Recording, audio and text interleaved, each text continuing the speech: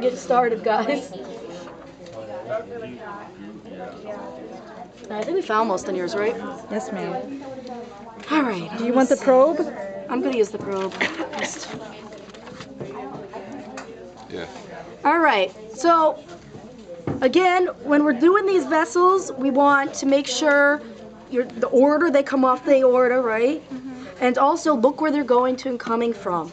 So there's a bonus vein called the azygos. The azygos is going to drain part of your thoracic wall. So if you actually push everything in the thoracic cavity to the side, it's on that side, shit. See that vein running like that? That's your azygos vein. So that might be a bonus vessel, right? All right, so now we're going everything below the diaphragm, which on this pig's, they've actually cut the diaphragm good so you can see everything below it. There's the diaphragm. So you had the aortic arch turned and became the descending aorta. In the thorax, it's called the descending thoracic aorta. Once it passes through the diaphragm, it's called the descending abdominal aorta. Also, below the heart, you can see, here's your inferior vena cava, right? So everything from down here is draining up back into the heart. And then you can see it down here. So if you see running side by side down here, there's your aorta, and right next to it's your inferior vena cava. All right? So right below the diaphragm, so here is the diaphragm right here, right? This branch right here, the first one, and I'm going to stick the probe under it if I could. That first branch right there is the celiac trunk. It's a single branch, there's not a left and right. And off of the celiac trunk, you don't have to find them, but there's 3 branches. One going to the spleen, called the splenic artery. One going to the liver, called the hepatic artery. And one going to the stomach, called the gastric artery. Right below the celiac trunk, the next branch we look for, and it's a little thicker, this guy, is your superior mesenteric artery. It's going to serve your small intestine and the upper part of your large intestine. All right, right below that, we actually see, here's your kidney, so you can see your renal artery and vein right there, right? Artery and vein. Right immediately above the renal artery and vein, you'll see a little tiny branch coming off. Let's see if I can find it here.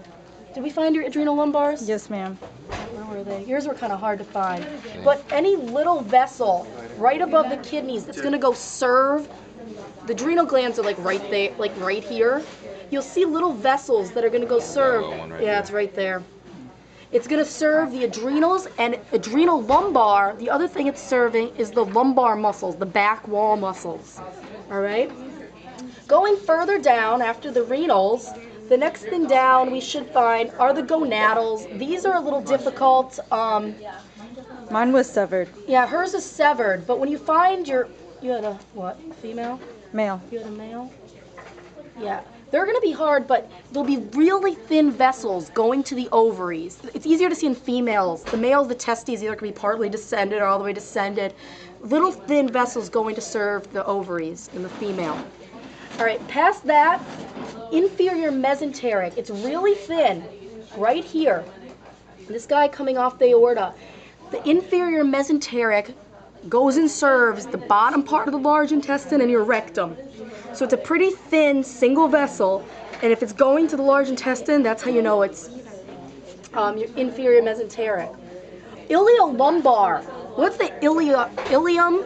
Is where your big hip part of your hip bones, lumbar, the back.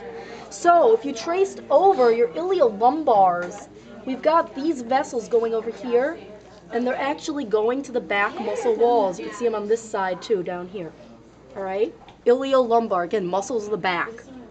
Umbilical arteries, really easy. Here's your urinary bladder. On either side's your umbilical arteries. And your umbilical vein's not on your list, but it would have been here and attached up at the liver. They've tied it off. All right, so that's that. That's your umbilical vein. All right. After the umbilical, now your aorta comes to an end, and it has 2 big branches off of it.